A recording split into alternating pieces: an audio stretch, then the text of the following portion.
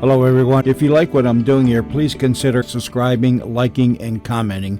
It would really help the channel out quite a bit. Thank you very much. Frontier Fighters.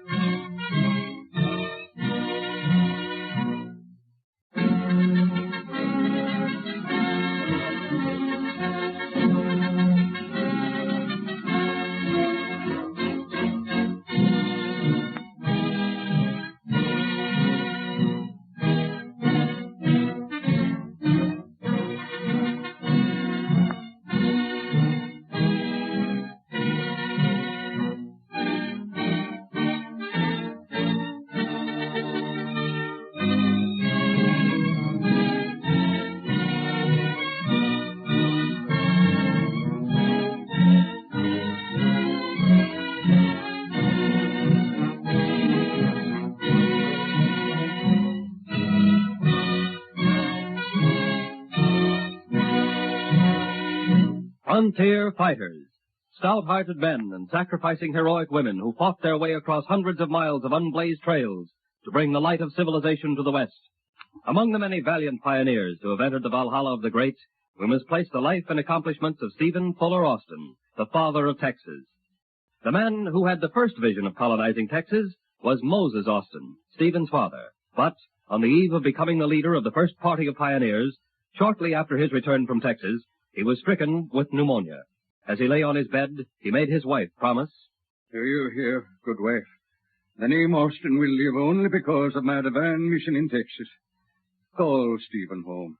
Tell him it is my last wish, that he take unto himself my mantle of leadership." Moses, you should be quiet. The doctor... Oh, Dr. Van Hazel's a young fool to think he can hoodwink me into believing I'm not going to die. Oh. Sooner, perhaps, than I thought, because of his mania for blistering and bleeding his patients. But no matter. Call Stephen home. Tell him God in his wisdom has seen it best that I do not accomplish the plans I have formed for my nation and my family. But in laying down my life, I do so with the knowledge that all will yet be well. Tell my boy to be wise and good and patient. Tell him his father loved him. Tell him to be a leader in the wilderness.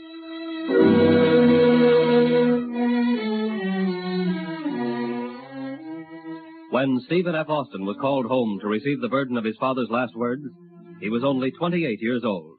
But he immediately dedicated his life to this tremendous undertaking, colonization of this promised land. The first step was the long, arduous journey to Texas, to receive from Governor Martinez at San Antonio permission to colonize.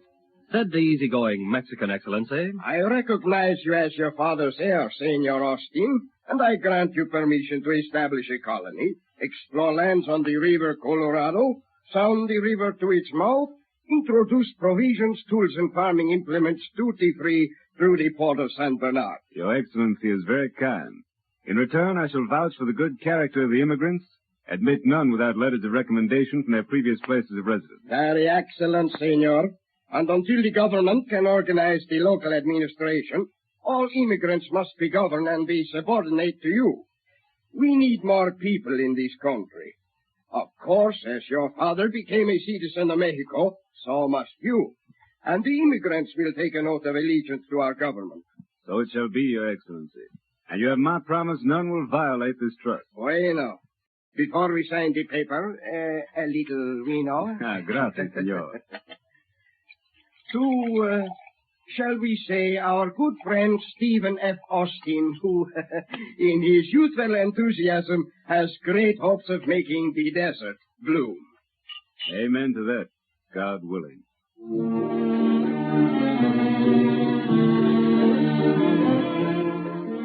moment that the notice which Austin posted in Louisiana had been read, it caused a great stir. Speculation ran rife. Suddenly the cry of immigration was in the air. The entire scheme appealed to the American sense of adventure. In New Orleans, scores crowded around the notice.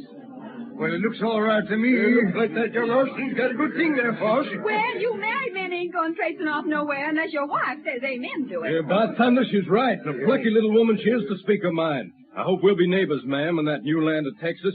I'm signing up now. Wish I was married. I'd get 920 acres instead of 600. Well, for once, children is a help instead of a hindrance. We get 160 acres extra land for each child, and I got 4. I guess I'll get me a wife. Widow preferred. Widow with 6 children more preferred. And own some real acreage out there in Texas.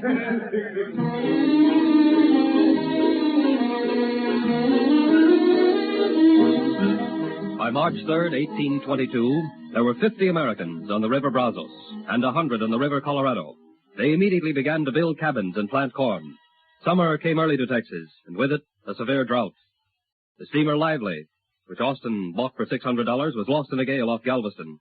Those who so freely pledged money to Austin for his scheme of colonization, at the ugly sound of the words drought and disaster, became frightened and spoke of watchful waiting being the best policy. Many of the emigrants, tormented with the specter of possible short rations through the coming winter, decided to turn back. You can all of your young critters if you want. You can all of you starve if you want to. Your wives and your babies can starve too. I'm going back to the valley of Mississippi. I know food's going to be scarce, but I ain't backing down. Seth ain't no fool. You're all bamboozled by this Steve Austin. You think he's a god because he's got a pleasing voice and a nice, sweet smile. If you want to quit, quit, but don't you say nothing again, Austin. Look, friends, don't fight over me. Every man and woman has the right to choose for themselves. Things look pretty black just now, and it looks like for the next few years we're all going to reap a rich reward of hardship, perhaps real suffering. But the weak, because of their martyrdom, will become strong, and their children will be known as pioneers. Friends, I wish I could see a prosperous, easy today for all of you, as readily as I can see the future greatness of Texas. But I have a little faith, and I know you have a little faith. And if we lay it all down upon even this barren ground, it will be the cornerstone upon which future generations will build a glorious tomorrow.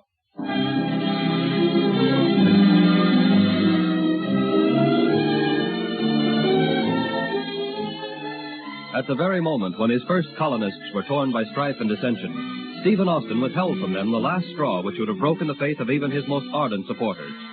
Mexico City suddenly decided that Governor Martinez had exceeded his authority in giving Austin the right to distribute lands, appoint judges, or in any sense make decisions. Austin left the affairs of the colonists in the hands of a few trusted friends and set out for Mexico City with Dr. Robert Andrews and a man named Waters. He thought the entire matter could be cleared up in 10 or 12 days. Appearing before Congress then assembled, he presented his plea. An authority originally granted by Governor Martinez, we will explore the coast of Texas, present to the government a map and description of the bays and channels, organize, arm, and equip settlers, and hold them at all times ready to march against Indians or other enemies of the province. Well, Austin, how does the situation look? Excellent, Dr. Andrews. We should have my bill approved and be out of the capital in not more than 12 days. If that happens, Austin, I would say that you had accomplished a miracle. When did they say the bill would be read? Tomorrow, of course. Tomorrow means mañana. Mañana is anywhere between 24 hours, 24 days, or 24 months from now.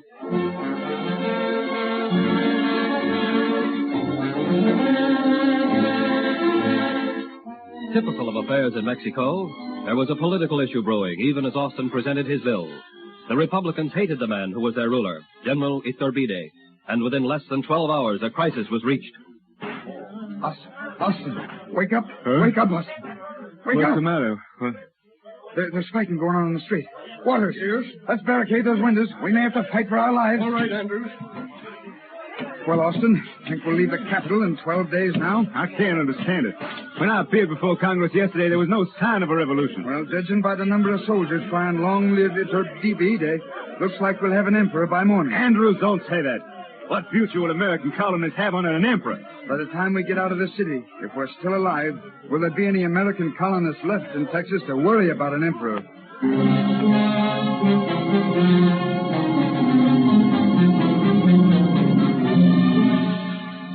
morning, the Mexican Congress assembled at 7 o'clock.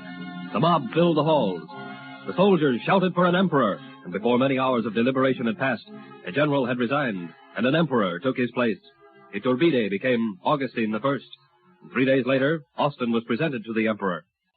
I beg your majesty to accept my services and my loyalty. You have a memorial, a bill before the Congress to be given powers of colonization in Texas. So have Diego Barry, I find, and Tajo Ortiz and Felipe Riley.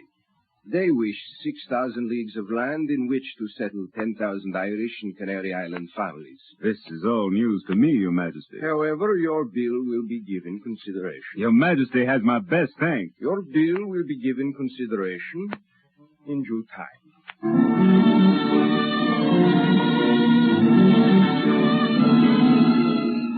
Weeks went by, then months dragged on. Word came to an already harassed, tortured Stephen Austin. One by one, the colonists were going back to their old homes. Months lost. 7 months. The bill was modified. It was read again. It was defended on one side and disputed on the other. Austin wrote one frantic letter after another to Texas. Be brave. Have faith. Be loyal to the ideal. I am fighting for your rights. Then the horrible words reached the ears of the people of Mexico that Augustine wished to abolish a constitutional monarchy and make himself absolute. Congress was again in an uproar, and the bill put aside. Almost a year to the day that Austin arrived in Mexico City, the emperor abdicated. Once more, the Americano pressed Congress for immediate action, and this time he got it. Arriving in Texas, he picked up the threads of his dream of colonization. Stephen Austin, I've come to one conclusion. You're a brave man. You mean to start all over again? Andrews, if I didn't, I'd admit to myself I'm a failure. And I can't do that. Tomorrow the work begins. Bills will be posted everywhere in the United States. In the spring, I'll have the land surveyed, lots laid out, town sites planned. This time it will go through. And so your father's dream will come to pass. Yes. His dream for me was to be a leader in the wilderness. But now I'll lead these people who believe in Texas out of the wilderness, and God willing, into the promised land.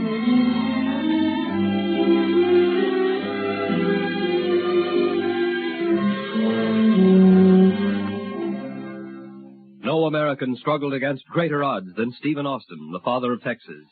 And by his example, other Americans laid cornerstones upon his faith.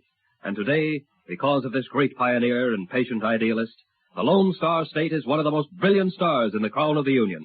And so ends a vivid chapter in the life of Stephen Fuller Austin, a truly great frontier fighter.